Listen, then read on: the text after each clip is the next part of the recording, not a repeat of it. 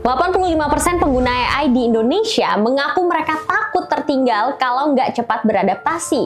Angka ini lebih tinggi dibanding rata-rata dunia. Artinya, pertanyaannya bukan lagi perlu nggak sih pakai AI? Karena buat banyak orang, AI sudah jadi bagian dari pekerjaan sehari-hari. Pertanyaan yang lebih besar adalah, apa yang terjadi ketika semakin banyak keputusan kita mulai dibantu oleh AI? Selamat datang di Garis Besar bareng sama Sophia Smith. Kalau kamu perhatikan, dalam 2 tahun terakhir, cara orang kerja berubah cukup drastis. Sebelum mulai nulis, banyak yang buka AI dulu. Sebelum rapat, minta AI nyusun poin pembahasan.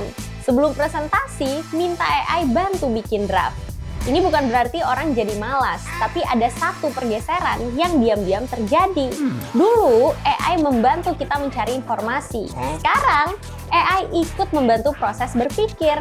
Dan ternyata, Indonesia jadi salah satu negara yang paling cepat mengalami perubahan ini. Menurut Microsoft World Trend Index 2026, 1 dari 3 pekerja Indonesia sudah masuk kategori frontier profesional. Artinya, mereka nggak cuma pakai AI sesekali, tapi sudah menjadikannya bagian dari cara mereka menyelesaikan pekerjaan. Lebih menarik lagi, 72% pekerja Indonesia mengaku sekarang bisa menghasilkan pekerjaan yang setahun lalu belum bisa mereka buat. Sekilas, ini terdengar seperti kabar baik, tapi di sini muncul satu pertanyaan. Kalau AI makin banyak membantu kita berpikir, apa yang masih jadi tugas manusia? Sebenarnya, ilmu psikologi sudah lama menjelaskan fenomena ini.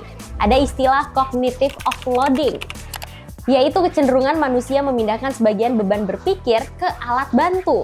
Contohnya sederhana, sekarang kita jarang menghafal nomor telepon karena sudah disimpan di HP. Kita juga nggak terlalu menghafal jalan karena ada Google Maps.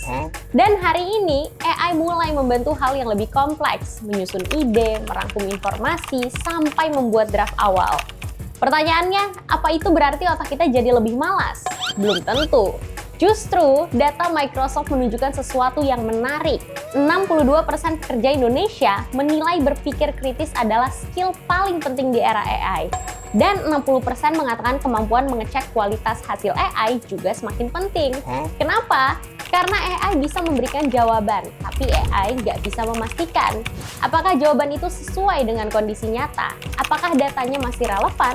Atau apa resiko dari keputusan yang diambil? Itu semua tetap jadi tanggung jawab manusia. Bahkan 93% pengguna AI di Indonesia mengaku mereka menganggap hasil AI hanya sebagai titik awal, bukan jawaban akhir. Artinya, mayoritas pekerja di Indonesia sudah mulai melihat AI sebagai partner, bukan pengganti otak mereka. Dan mungkin di sini letak perubahan terbesarnya. Dulu, nilai seorang pekerja sering diukur dari seberapa banyak jawaban yang dia punya.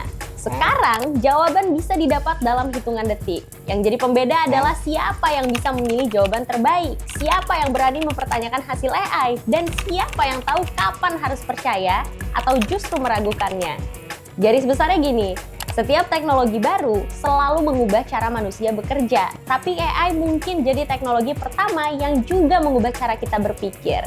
Bukan karena AI mengambil alih otak kita, tapi karena AI membuat kita harus menentukan bagian mana yang bisa dibantu mesin dan bagian mana yang harus tetap menjadi tanggung jawab manusia.